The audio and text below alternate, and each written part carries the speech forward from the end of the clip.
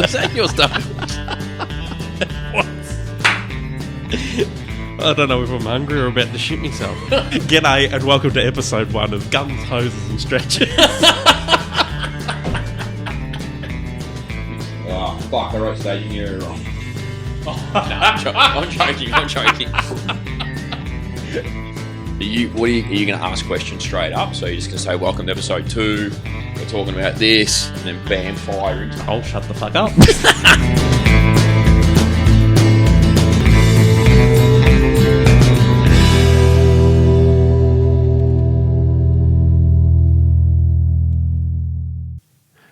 G'day and welcome to a brand new year of the staging area. 2024, episode 1 of the year. But for everyone playing at home, it is episode 18. We finally made it. Finally it's 18. I always wanted to get 18 when I was younger. It's our 18th birthday. Well, yay! Oh, we can drink now. Bit late. What do you mean it's a bit late? Oh, yeah, we didn't organise it. Shit. Yeah. Anyway, we've had a bit of time off for a while. I think November was the last upload. Was it really? Yeah. So wow, 2 months. That's a while ago, and we've just been busy. We have been busy. I've been on holiday. You went, holidaying all over Australia. Yep. So which was good. I enjoyed myself, and in the meantime, also been working. Well, so back into work, and now we got back into the. Well, now we're back into this. Now you're into the. What is it? The podcasting world. We'll get back into. So we have to. Yeah, we have to. We've had enough time off. We have. I mean, I'm not gonna lie. I could have had some more, but. You know, this is not from this though. This isn't boring. Yeah, no, not from this. This I like. This is good fun. It's you wish you'd have some time off from all the other stuff and actually get some time off. I still haven't had a holiday in a long time. So, if you were to go on a holiday, where would you go? Oh, that's a loaded question, mate. There's a lot of parameters you have to put around that. Like, are we just saying if it was my dream holiday, where would I go, or just if you were to go, to go? Where do you want to go? I wouldn't mind going, like, it's going to sound really odd, but I actually wouldn't mind just going camping for a few days. Okay. Along a river or something would be nice, just to, just relax. Live like a homeless person. Pretty much. Yeah, okay. Yep, but with good steak and stuff like that. Me hibachi grill and things like that. Be nice just to, some camping would be all right. And I wouldn't mind,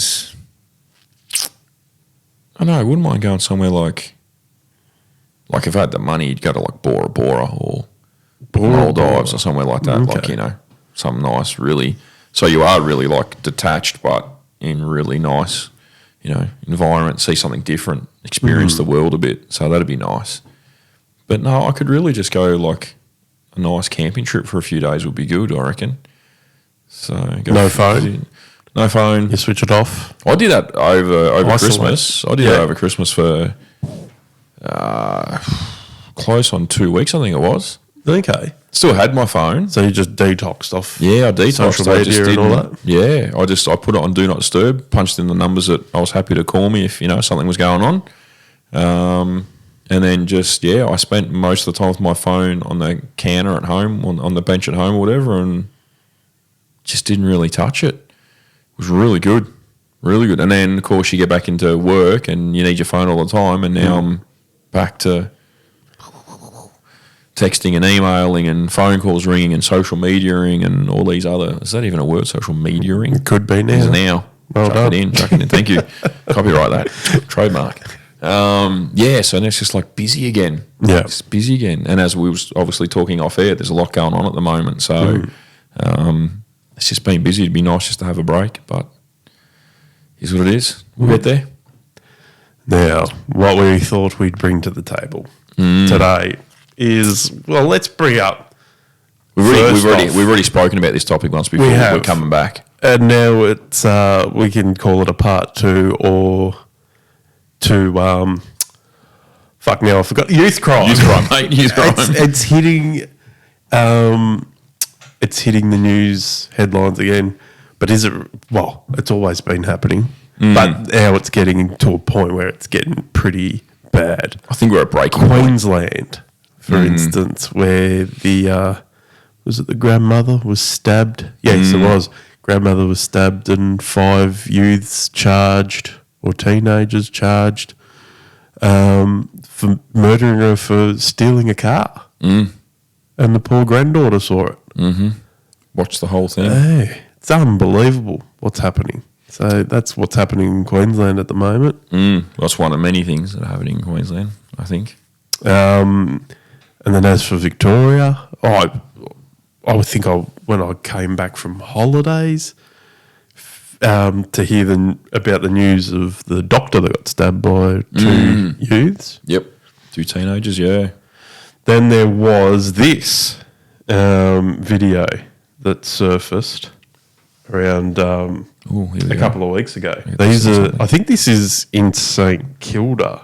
I think this is the youths. Oh, is this the running in the brawl or graphic warning? Well, there's no set. So 2 teams. Oh, yeah, no, this striking is a cyclist. Yeah, Beach Road, yeah. Deliberately ran over 2 bike riders. I don't understand the filming of it. So, like, what are they getting out of filming it and putting it online? This is the problem, right? You're dobbing yourself into police. You are dobbing yourself into police. You're a dickhead. You're a dickhead. It's easy to find you, so at least we can get you off the at least we street. can get you, which is a good thing. Although, how long they'll be off the street for in this state, they're probably already back at home, let's be honest. But there's this culture of filming everything now. Everything that happens. I think we were talking about yesterday, last night, about the Barnaby Joyce thing where he fell over and he was like, oh, well, maybe if the person, instead of filming, came over and helped me up, well, you're a politician and so people don't really like you. So that's going to happen if you like it or not. I'm not saying it's right, but a lot of people aren't going to help politicians these days because people are starting to work out. It's taken so friggin' long that people are finally starting to work out that politicians in this country are corrupt and dangerous and aren't doing what they're supposed to be doing. So people don't really respect or like them anymore. So him falling over. But the other part of that story is, though, he is right in the sense that everything is filmed these days. Everyone is filming and no one's doing anything. They're just filming. They're quite happy to watch what's taking place and film it so then they can upload it. Like there's none of this, kind of respect, I guess. It's kind, and your privacy and stuff these days, everything's just disappeared. In some regards, I like when people film stuff, providing they give it to the police so the police have got some idea of what went on and they can use it as evidence in court and all that sort of stuff to show what took place, and they can, hopefully, the most important part, they can identify people within that footage to then go and arrest people. Yeah. So it's good in that sense, but the problem is that with a lot of these things, particularly with the youth, is that they're actually filming these things for notoriety. They're filming it to put online to show people what they're doing. And there's people enjoying it and think it's funny and they think it's great, and they're, almost the best one I've seen recently, which has backfired, which was fantastic, and I'm so glad these women did this. Did you see the one the other day about the ladies, the women on the boat on the Yarra, and the teenager threw the milk all over them? Boys, was it? Yeah, threw the milk all over them. So that was like some big. Apparently, I didn't know, but this is apparently some challenge that's been going around on social media all over the world where, they're throwing milk on people. Okay. So, yeah, you see these lovely women in one of those self-drive boats, and they're just cruising down the Yarra and they've got their food and stuff and they're having a great day.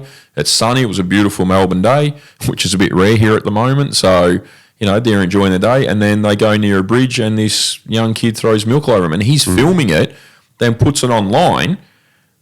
But so they've turned the tables on him, and I say good on these women, well done. Like, I feel like they should be given some kind of medal or award for this because they've done really well. They've turned it back on him and said, how dare you? And they've flipped the tables. Now he's on social media carrying on because they've ruined his life because the police have charged him and his parents found out and his parents have, disciplined him, and the school, I think, expelled him, or they're considering expelling him because it's not the kind of community standards or behaviour they expect from their students. Even, a lot of those private schools, even when you're not at school, you're expected to follow to sort of toe the line, I guess. So I don't care. He's whinging, saying you've ruined my life. Well, you ruined their day. You threw milk all over them, over innocent people who weren't doing anything. And by the law in Victoria, that's actually assault. And I hope Victoria Police is strong enough to actually charge him with the assault, because it is assault. So, people say, oh, no, it's not assault because it's not physical. Go and read the definition of assault in Victoria. Simply farting in the company of another person, if they feel, that's breached their space, that's assault in Victoria, if you read the law properly. And that's the way the law is written. So he did assault them because he's done something that he wasn't supposed to do, and it's sort of interfered or entered their space and felt them, made them be victims or whatever. So he has assaulted them. So I hope they do charge him with it and whatever else they can charge him with. Yep. The problem is in this state, two things. One, the police probably won't, because I'm not going to lie to you, they're fairly gutless at this point. And two, even if he does get charged, the magistrates will probably give him a slap on the wrist and let him go instead of actually punishing him and giving him something for what he did wrong. Like it's not enough just to be charged. They need to be punished in some way, shape or form. So, I think it was great that these women did what they did. They've turned the tails back on him, and he had to get rid of all his social media accounts. He was carrying on about, I've had to change my social media accounts now because people are trolling me and people are, coming online and abusing me. Well, too bad, Buttercup.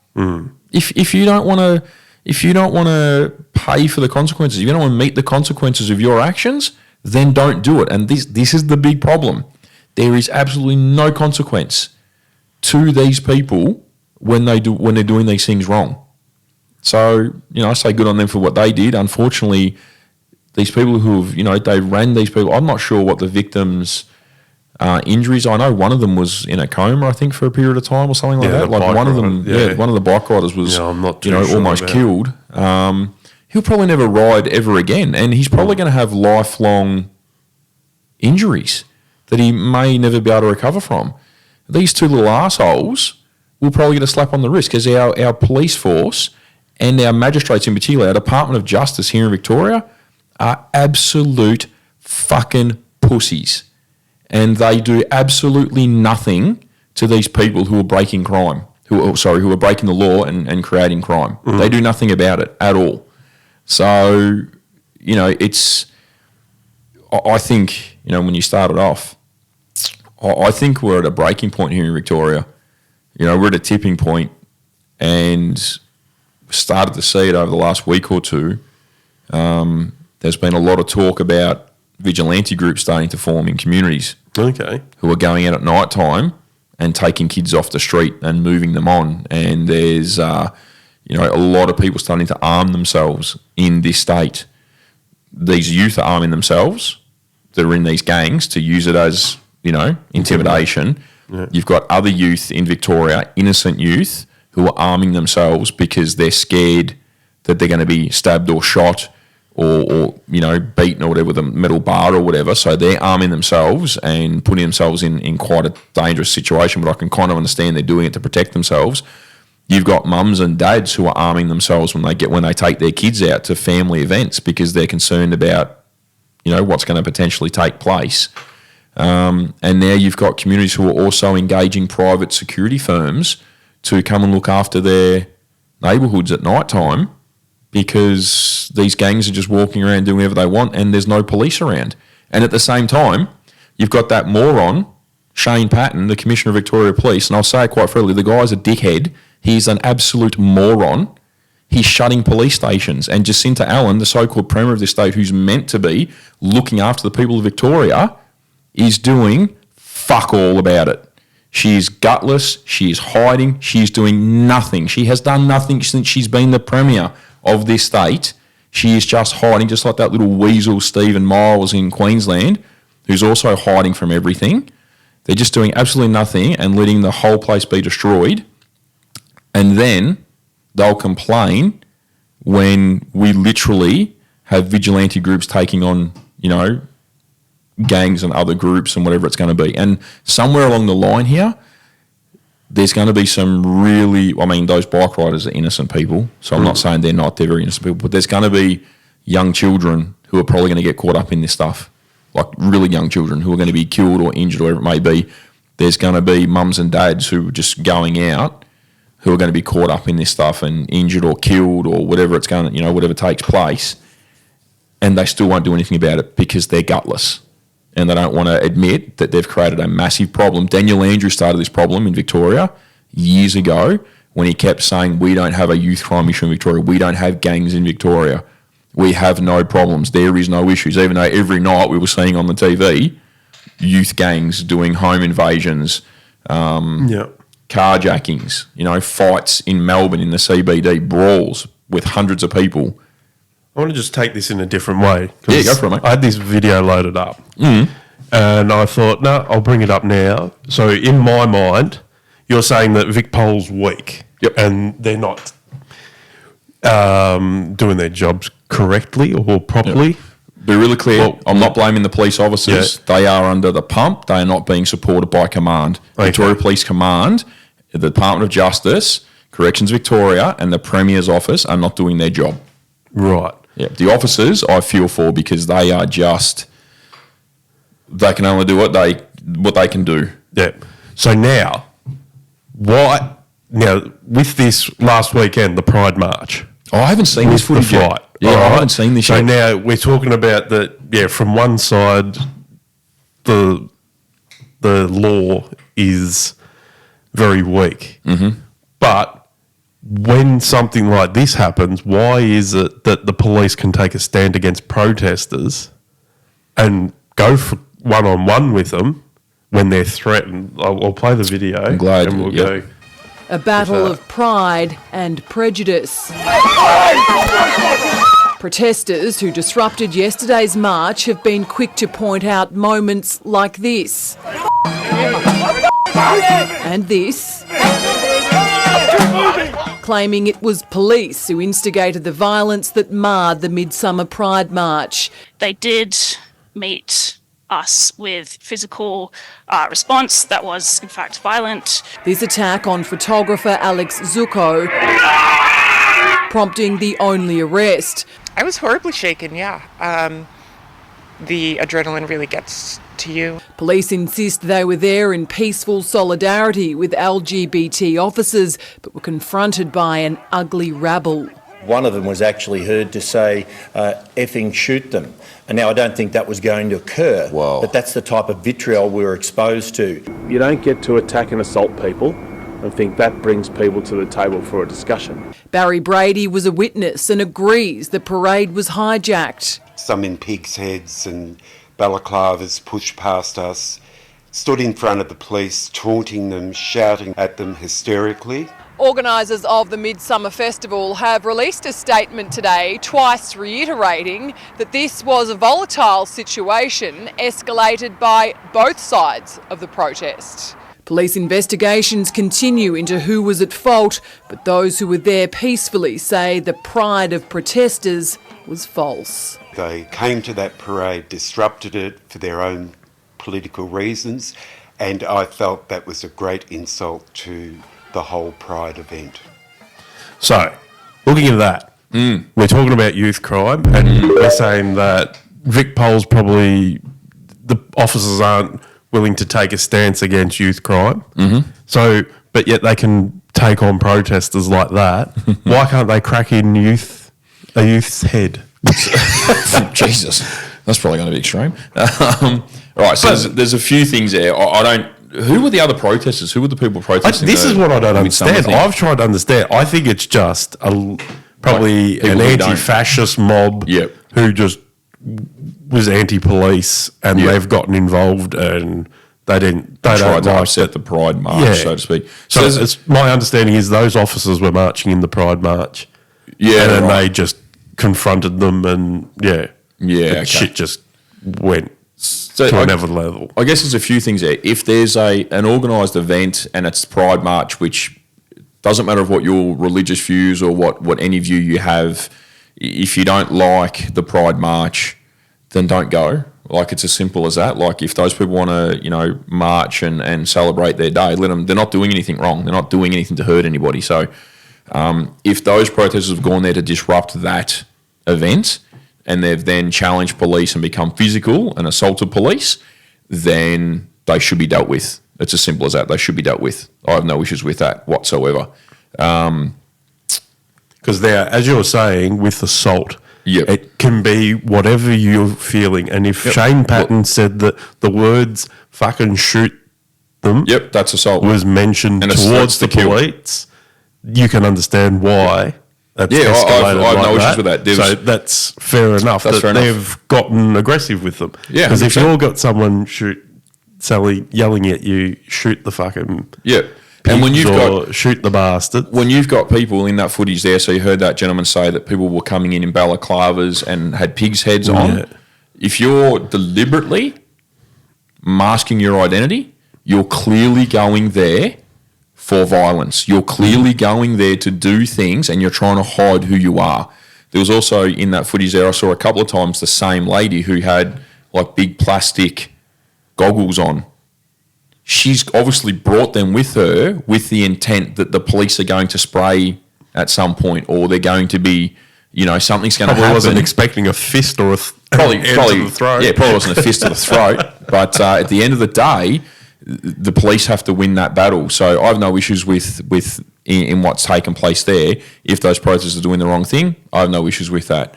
And again, I have no issues with the officers. I'll be really clear about that. The officers in Victoria Police, they are under the pump. They are significantly outnumbered.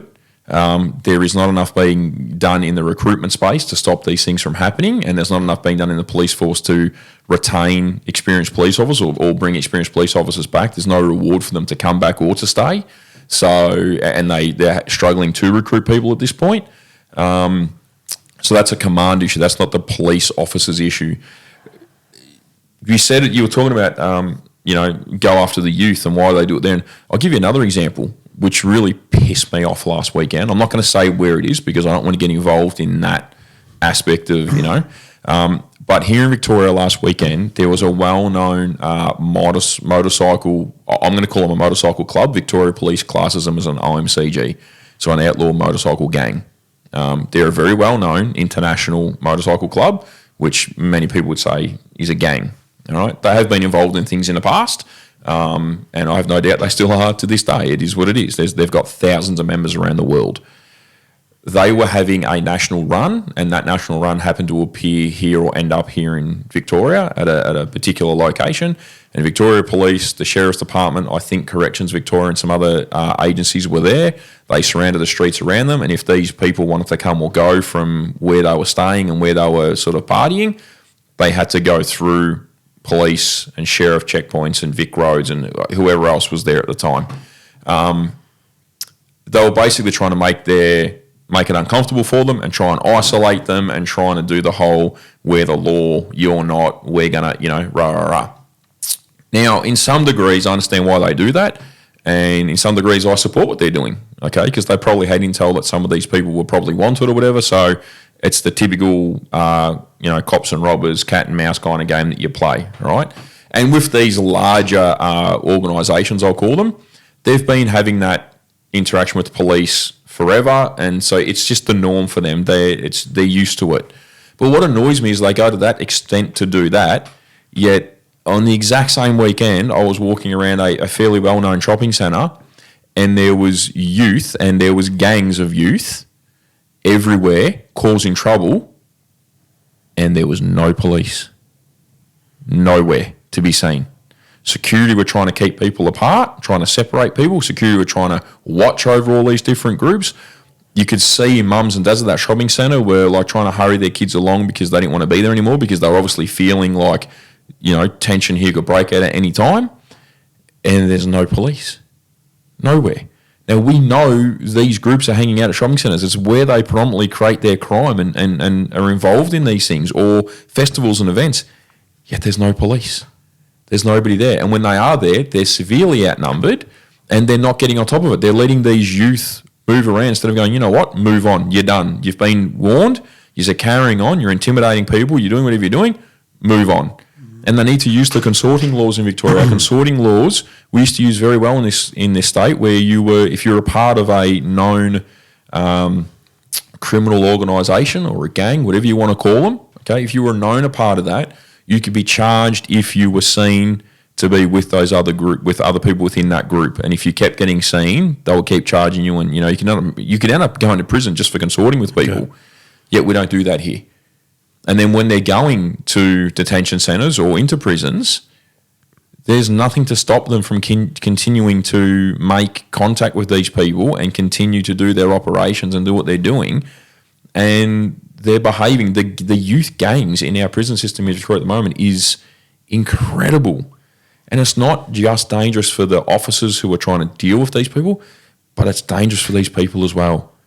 And that's the bit we've got to turn our head to.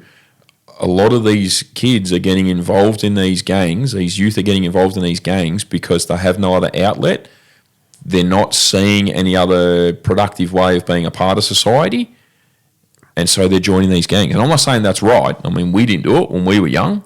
But we did have outlets. We went and did things. We were very community-minded people. We had opportunities to be a part of the community. In all of these other areas, they're not. They feel very isolated. Even in big communities where they're in the suburbs and there's a million things you can go and do, they still feel isolated. Or they're being dragged into these things by brothers and cousins and sisters and whatever it may be. And they're seeing that this is a good way to live. They seem to think this is a great way to live because we're not doing anything to discourage them from being a part of that stuff. So as much as it's going to sound crazy, some people are going to say, oh, you're kind of taking a weak approach on this. We actually need to be working with them to try and help them out and work out what's going on. Why are you going into these youth gangs? Why do you see this as exciting and interesting? And one of the other things I find, I know you want to ask some questions, so I'll just say this one last point. You think it was funny that like during COVID when we had a virus, that they actually couldn't prove was as bad as what they said it was. And we've since discovered that it really wasn't, that it was a lot of the stuff that governments did was just bullshit. Mm-hmm. But here in Victoria, we had to be inside by 9 o'clock because if you weren't inside at 9 o'clock, COVID would know you were out and it would come and get you, like the boogie monster. How about we have a curfew for youth in this state? We're done. Okay. If you're below the age of 18, at 6 p.m, you'll be inside. Put 6 p.m. Yep, 100%. 100%.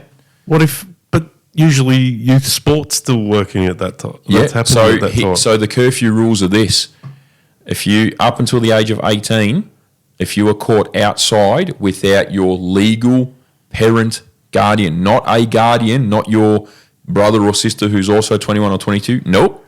Must be your parents. It's time for the parents to start taking some responsibility in what's going on here because the parents are the next part. Where are they?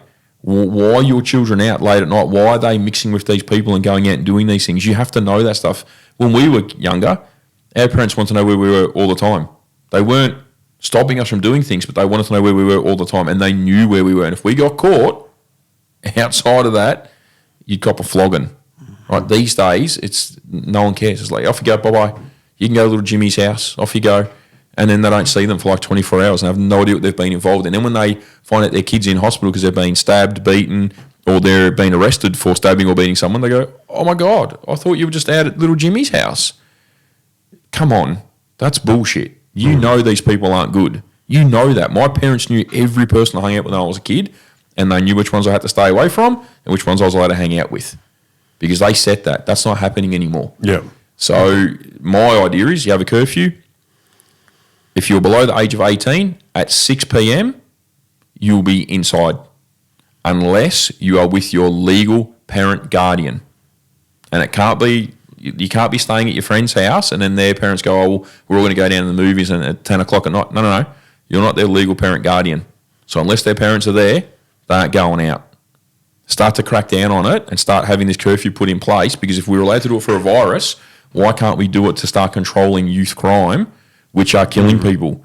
And I read an article the other day, I don't know if you saw it, but there was an article the other day, it was a week or two ago now, where they were saying, and I may get the numbers wrong here, but in the last 12 months, there has been 11 youth gang-related murders in public in Victoria. Since when? Last 12 months, I think it was. Really? Yeah. I was going to try. I tried to find the article last night so I could have it today, but I couldn't find it. But it was, I can't remember, it might have been the Herald Sun, I think, that It was on the front page. Okay. So I think it was the Herald Sun. It was front page where they were saying it was, and look, it's the Herald Sun, so who knows? But it was something like in the last 12 months, there's been 11 youth gang-related homicides or murders in public in Victoria. That's insane. That's insane. That's not the state that we are. We've never been that state. So if there's a problem, fix the problem. Yeah, I think if those figures are correct that if you're trying to remember, it's very like an American style 100% it is. way we're going. And that joint I think we're fucked. I think we're there. I don't think we're going there. I think we're there, mate. I think we're already there. I don't think we're there yet. I think we are. I don't know. Do we have the public drug problem like they do over there? I think we do. I just don't think. Like, are you seeing, if you were to go into the CBD, you seeing a lot of people fucking shooting up in the one street? Probably not in the I one don't street. think we are. Not to that so degree. we're not at America's level in that sense of crime. From drug, maybe But not. maybe from violence, But from violence and gangs, we are. It's there. You know, I went to my first ever Melbourne Victory soccer match a couple of weeks ago. Okay. I was invited to go. I've never been to soccer Did you before. become a hooligan? Wow. Did you start a fight? I Did you didn't. throw a flare? I didn't, but it did happen after the game. I didn't do it clearly after the game, but I was walking to my car and I had to park because the Australian Open was on. I had to park some distance away. Yep. And when I went to where my car was, just as I got to my car, I was by myself, very dark park area where I was. Going to my car, just as I got to my car, I swear to God, it was like out of nowhere, about 30 people appeared, heavily dressed in black, some of them with their faces covered, like with bandanas, or I would say balaclavas, but they had like bandanas or whatever wrapped around their face. You're going to see their eyes. Some people didn't have their faces covered, but they were all heavily dressed in black, large group. They were moving. You could feel, like when I saw them, I could immediately feel the intimidation in the air, like you need to get that vibe. You could feel the intimidation, you could feel the testosterone, you could feel the aggression in the air. And I remember some of them were a bit slower, and one of the guys yelled out, "Keep moving, don't fucking stop, we have to keep moving." And I was like, to me, it was like a weird thing for him to say, and he was quite aggressive about it, quite loud, and people listened. I'm like, okay, this guy's like the leader. Must be like the leader or whatever. Anyway, and then they just kind of like disappeared. They just kept walking. They just like disappeared down through the streets, and they were heading towards, from where my car was parked, they were heading towards Melbourne, right? Thought nothing of it other than, there's going to be some trouble at some point. Like, there'll be some kind of issue at some point. And I left and didn't think much of it, drove home. And then 2 days later, I saw in the news that there was so it was Melbourne Victory versus Sydney FC, pretty big rivalry. It's a huge rivalry. It was quite a intense game. There was, the majority of the stadium was Melbourne Victory. There was a small section of the stadium which was Sydney FC. When I left the game, there was a whole heap of families who were Sydney FC. There was young kids there with their parents and they were wearing Sydney FCs. And everyone was being very respectful and amicable and it was all good. But then I saw on the news 2 nights later that 2 or 3 Sydney FC younger supporters were quite heavily beaten by some Melbourne Victory supporters. That was all filmed and put on. It was filmed live and put on the Facebook. So this is where we have this problem. Like, they need to bring in laws to stop this stuff. It was live filmed. They were beating, and the people who were in that footage that I could see that were beating up these Sydney FC people were the same people I saw walking through the parkland. Yeah, right. So I don't know if it had happened before I got there, or if it happened before I saw them, or if it happened after I saw them. I feel, based on what the guy had said to the group and where they were coming from, I feel like it had probably just happened, and obviously the police, because there was a heavy police presence. When I came out of the stadium, there was a heavy police presence there, and I was like, oh, this seems a bit like overkill sort of thing, almost. Like, it's, in some respects, it felt like it was overkill. In some respects, I kind of felt like there probably needed to be more, because you had multiple sports happening in that location at that time, and there was thousands of people there. So, but I felt like the police were there for a reason. I felt like this had already happened. And when I saw the footage, I was like, yeah, well, if that had have happened, because when I left the stadium, most people had already kind of left. And I thought, looking at the time of when this news article was, roughly, I reckon it happened straight after the game out the front, which would explain why the police were there when I got there. But then, there was no canine unit, there was no mounted branch, there was no air wing, there was nothing. There was just like maybe 12 cops kind of spread out, walking around. There's a couple of cop cars there with their lights flashing, but you couldn't you just sort of thought that maybe they were there to control the crowd and traffic. You didn't really feel like they were there for any other particular reason. And then where the crowd is all heading to, so a large portion of the crowd was heading the same place where my car was parked, because there was hundreds of cars parked up there. There was no police up there. And you're like, why is there no police here? It's a dark park area where everyone's parked their cars. There's hundreds of people who would have had to come up here to leave, and there's no police presence, there's no security, there's no extra lighting, nothing. And I'm like, we need to, it's not just on Victoria Police, but it should also be on these organisers of these events. They need to start looking more at the security aspects. They need to start planning more in the security and emergency management phases to make sure there's more adequate lighting, more security, more everything at these events and in general when we've got these things happening, because they will hide amongst the shadows. And these guys did. Like, literally, there would have been 30 plus of them, and they appeared out of nowhere. And I actually jumped. When I heard them, I jumped because I hadn't seen them before, and all of a sudden there was 30 of them there. And I was like, Jesus Christ. After I saw that footage, I thought, imagine if I was the only Sydney FC person in that car park by myself. I'd probably be either dead or potentially at home recovering from pretty serious injuries right now, because it would have been me versus 30 of them potentially. You know what I mean? Like, that's a few days later when I saw the footage, I was like, Jesus Christ, how lucky, And imagine if I was a dad with 2 young kids in that car park by myself with those people. Because I feel like they wouldn't have cared that my kids were there, because the footage is showing that they don't care. They don't care if there's young children around. And that used to be a big no-no. People used to not engage in this kind of behaviour if there was young children around. But now they do, because they don't care. It's all a part of the show for them. It's all a part of the notoriety. And this is the shit we need to stamp down on really quickly. Well, I was listening to something a while back on the radio, and they mentioned how they say, AFL fans are way different to soccer fans. There's not that hooliganism. Yeah.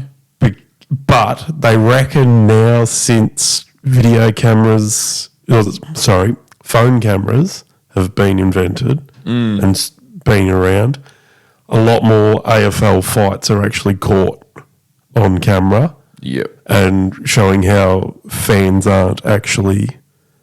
AFL fans aren't as good as it's been said they are. So possibly it's been happening for years. But you sort of look... I can remember watching an old broadcast of a VFL match, and there's...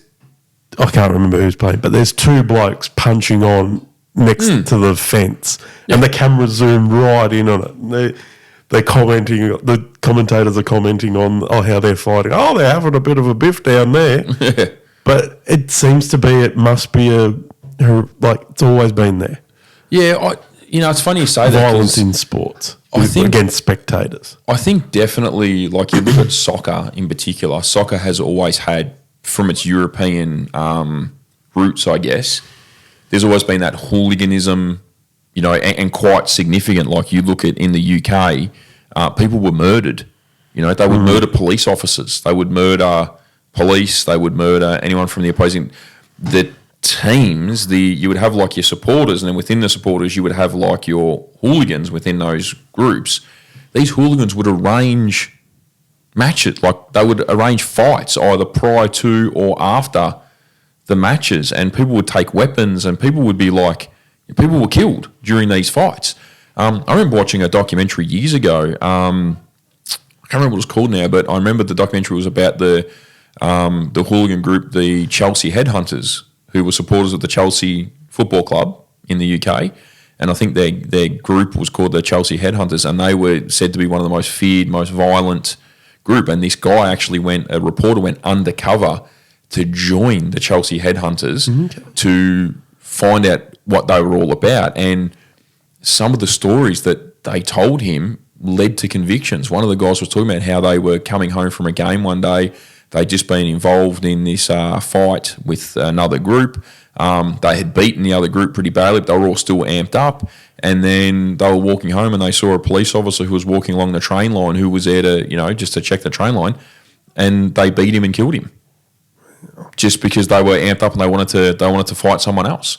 It led to convictions. Like, there was some pretty serious, and you look, they throw the flares. The pitch invasion stuff where they'll actually, you look what happened last year where they had the players here attacked by the crowd. The guy got hit in the head by the metal bucket thing, and they came out and punched people and they actually attacked the players.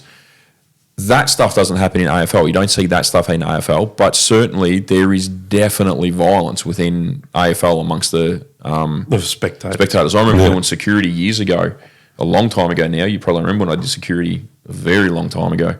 And I worked at, it's now what Marvel Stadium was Etihad back then. Actually, I think it might have been something else back Telstra then. Dome? It might have been... It's gone Colonial, Telstra Dome. I think it might have been Telstra Dome when I worked there, yeah. And we had the Richmond-Collingwood game there, and obviously I'm a Richmond supporter, so I was pretty excited. And I was working in one of the roving teams. So the roving teams, basically, we would literally just rove the entire stadium inside and out, and if anything took place, the roving team would respond to support the other security officers who were there.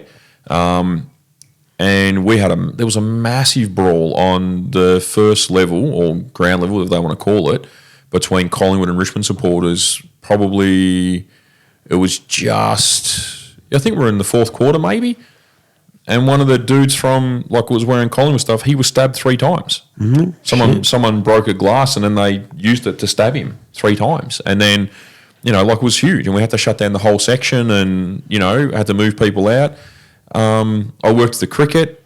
Man, cricket's bad. There was a lot of violence at the cricket, believe it or not. A lot of fights outside in the car parks and things like that. So it's always been there. It's always been happening. But I think you're right. The camera thing has really brought it more to people's attention, and there does appear to be a lot more of it happening now. And I do think the cameras have something to do with that, because they're getting excitement out of it, notoriety out of it, and they're posting about it.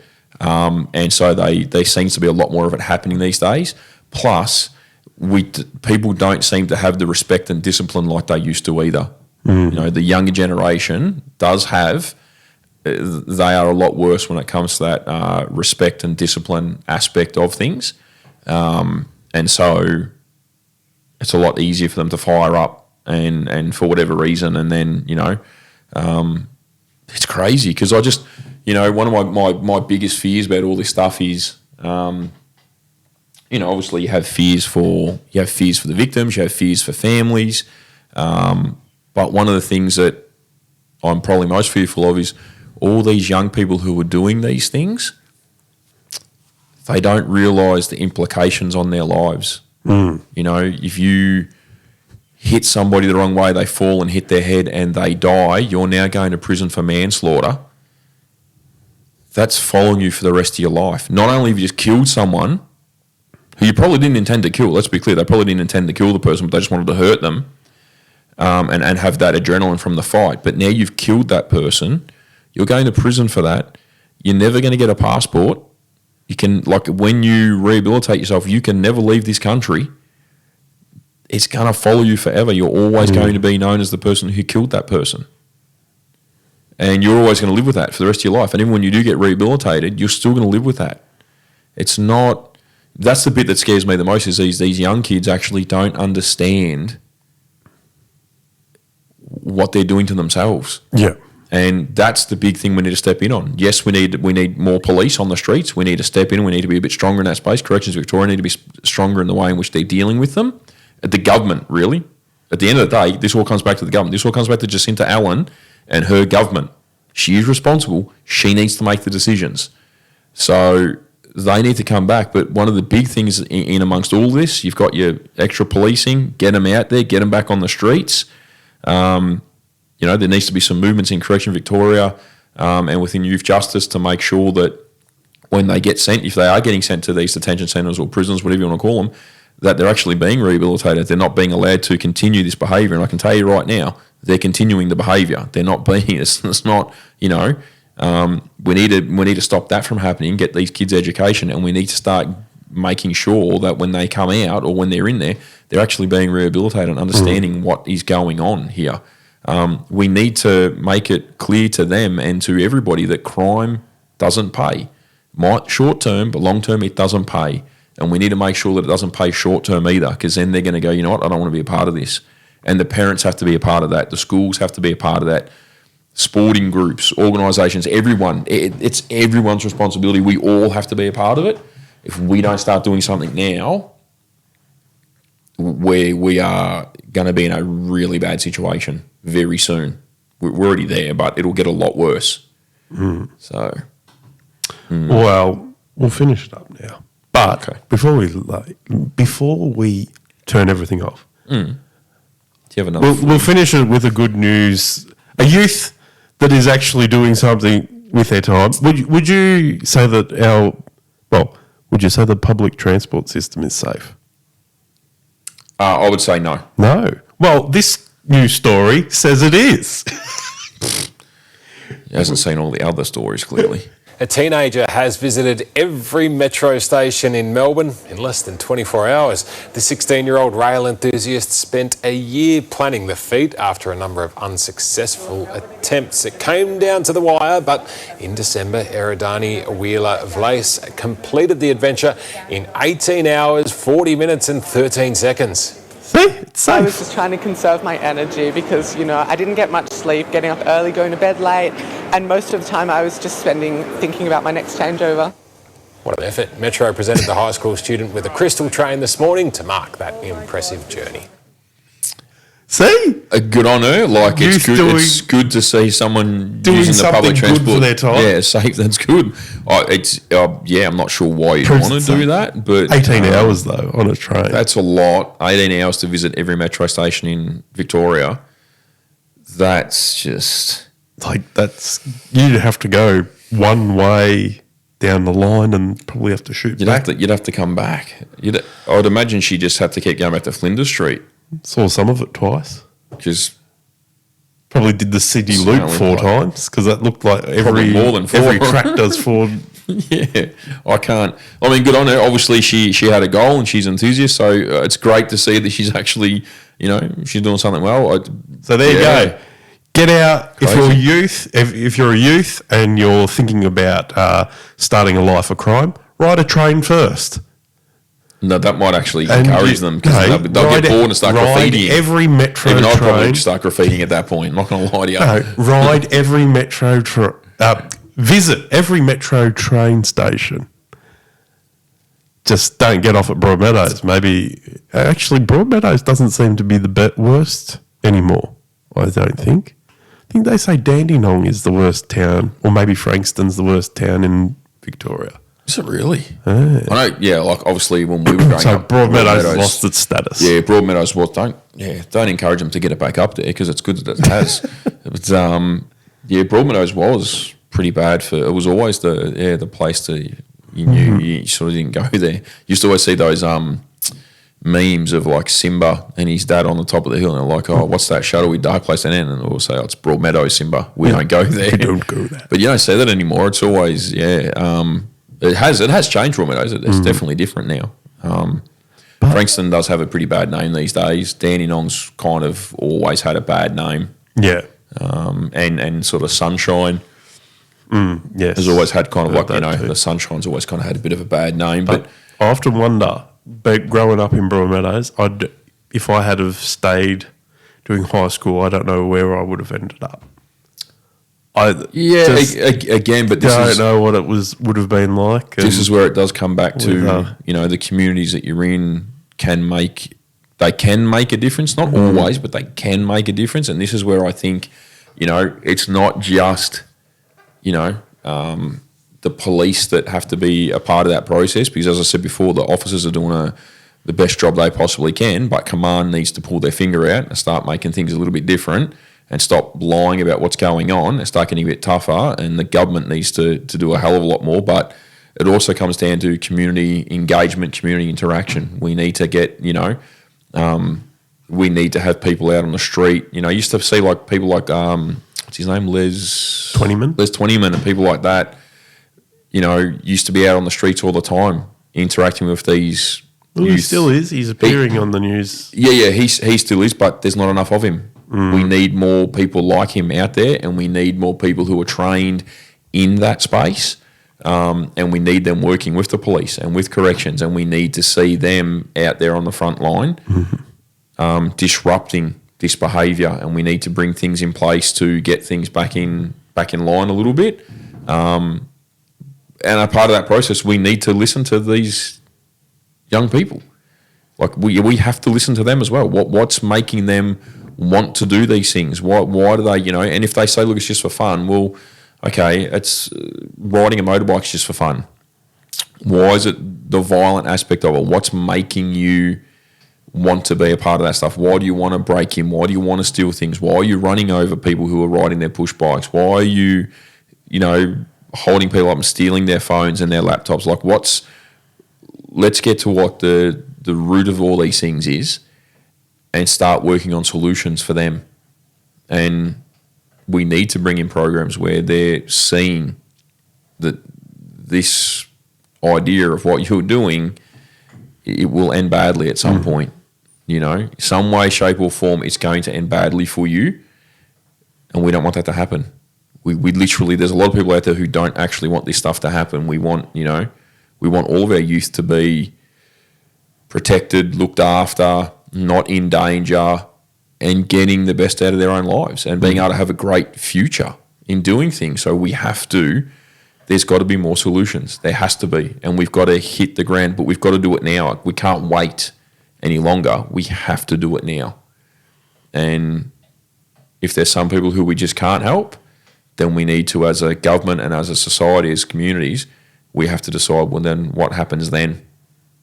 Because if these people are dangerous, if they are at risk of killing other people or whatever it may be, and they're not going to stop, then we have to protect the innocent and the helpless, So we've got to have those conversations, and we need to do it now. We've got to get all the people around the table and have that conversation. So Jacinta Allen, if you're actually listening, if you want to know how to do your job, make it happen, and make it happen now, and stop hiding from it. Simple. There you go. Fair enough. We'll take that. Hopefully it gets to her somehow. Somebody in government. It'll get to her. She just won't do anything about it. She's probably asleep somewhere. Okay, fair enough. Just falls asleep, does she? Well, at this point, I'd say she is, mate. Okay. She's well and truly asleep at the wheel. She was asleep at the wheel before they even put her in as the Premier. So, hasn't changed. Thank you for your editorial there, Simon. No worries at all. You've been listening to The Staging Area. I've been Hayden Mack. That has been Simon Roylance.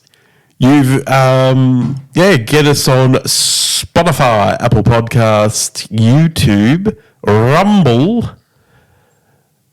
and anywhere else you get your podcasts. Enjoy. Hooroo. Turtles.